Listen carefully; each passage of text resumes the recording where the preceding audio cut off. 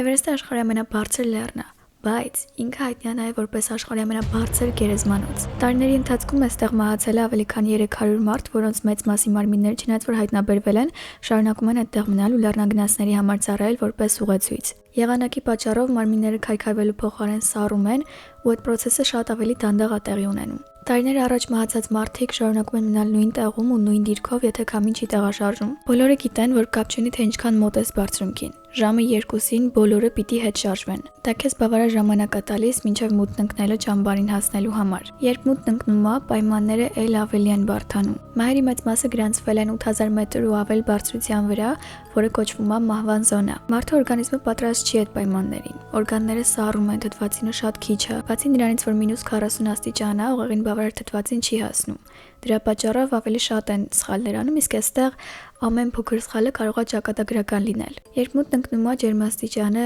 ավելի է իջնում, տեսանելիությունը վատանում է, քամին ուժեղանում է, իսկ շատ լեռնագնացներ նախընտրում են բարձրանալ առանց թթվածնի, հավելյալ թթվածնի ու շերպա ուղեկցորդների։ Կբարձրանայիք, եթե հնարավորություն ունենայիք։